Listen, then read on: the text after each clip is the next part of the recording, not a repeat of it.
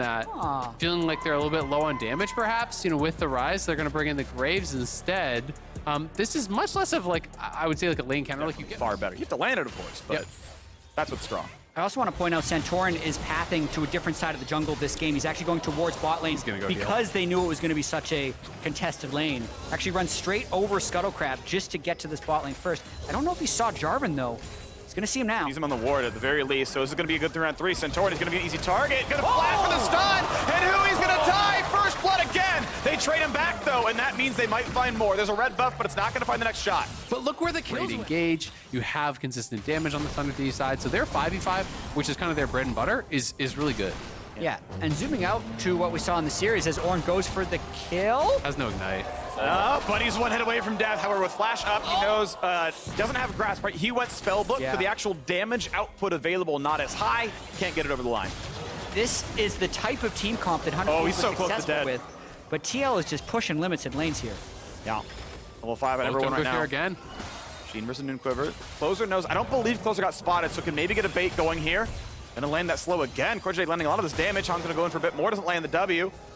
He's gonna see him. And now they spot Closer, so they have the edge here. Now they're gonna go towards Dragon, I think, and just start this Dragon up. They win 3v3s, I think, pretty hard. It's very difficult for Closer to engage into the Volibear here.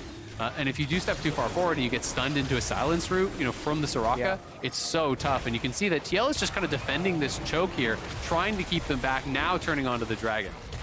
Bjergsen has just been defending that river entrance as well for so long. We could still see a fight, though. Oh, it was close. Closer not able to get it, though. Realmore coming in from behind. They got the flank. They're going for the execution. The dive over. Hansama gets right back out, and who he's going to fall. 1-0. Team Liquid just better. The fights are so close here, but it really does look like TL just what they want to do with this composition is very straightforward. You have two forms of engage here. The knockup. He's got a flash to heal needed. Shockwave going to land, and he's just not going to take enough damage. Flash in for the root. He just waits for the setup, and it's not a flash safety in time, so both mid laners will die. However, Closer running low on health, smited for a slow. Doesn't have any way out. The shield buys a second. Is it going to be enough? Santorin can't get in range. He's going to get out. But there's the ignite, the follow through. To Sunday have it. Ignite still burning him. The flash W. Sunday puts on the lane king. He'll take it with the red smite, and it's down to 2,400. Santorin's still not in range just yet, but reinforcements are coming. Down to 2K. You can still try to burn this one in time. The I+ fight will get it, and he gets it. But how about the rest? Because they got to run away.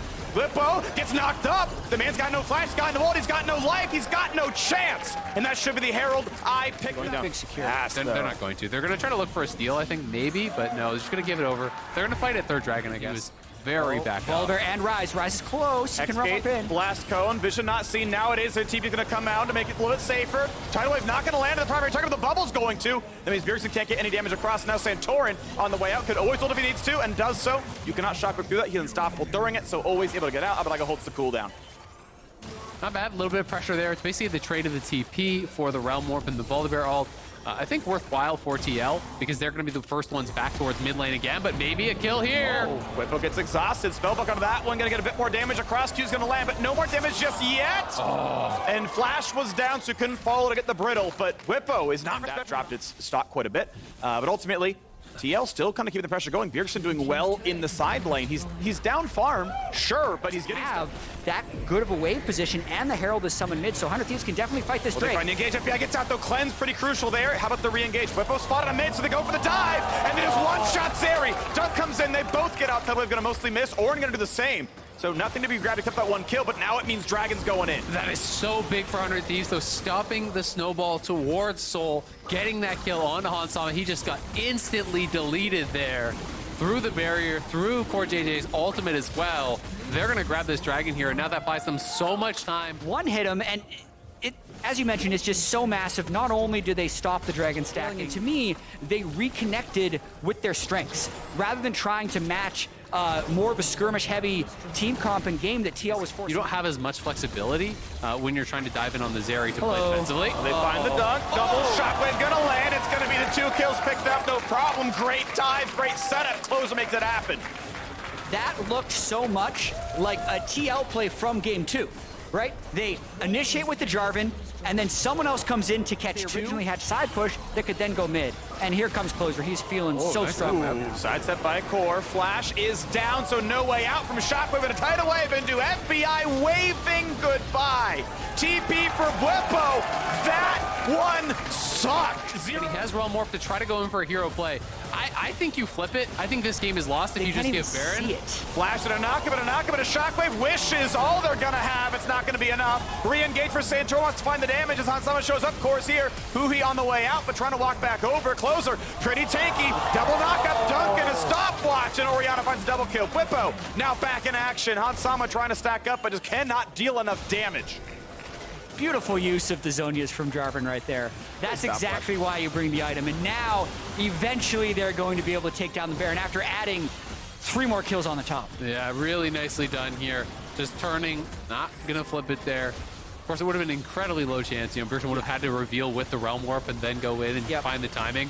But it's a really low percentage play. But with that, 100 Thieves fully in the driver's seat here, looking good.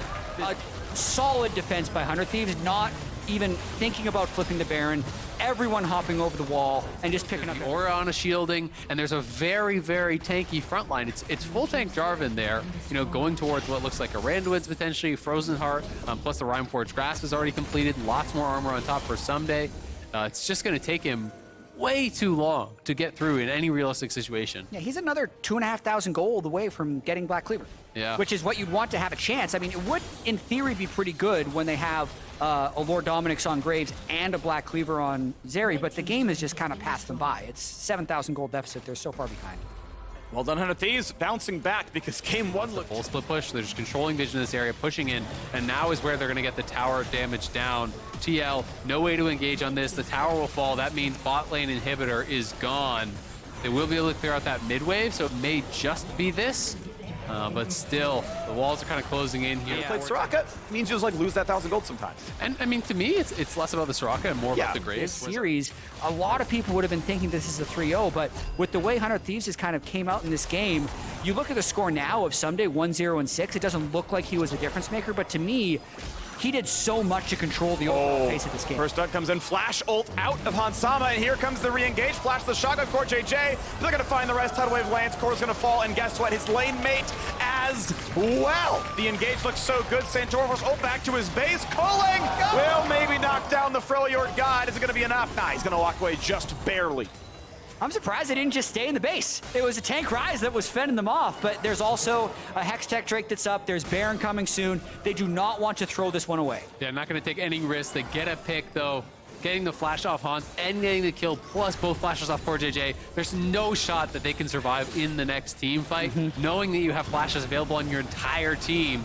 So 100 Thieves playing it safe, playing it steady, going to knock down another inhibitor here, and then likely just back off to pick up Baron. I actually really hate this call by 100 Thieves.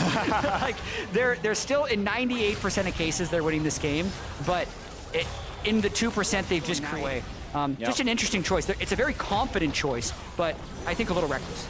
Well, they're going to try not going to find the knockup out of Someday. There's a double shot of the Shockwave. That was beautiful by Closer, and it's going to mean everything. The dunk comes in late. They find number 4, and they found their 98th percentile. Everyone's going to be gone. Bjergsen left alone in the base. They could pad the KDAs. They can go for the turrets. They can do whatever they want. But a 30-minute victory is coming through. 100 Thieves fight back in this series. We're going to game 4. Then will we find a last kill? They go to walk up. They force the Zhonya's. The Nexus falls. And 100 Thieves breathe new life into the series. That is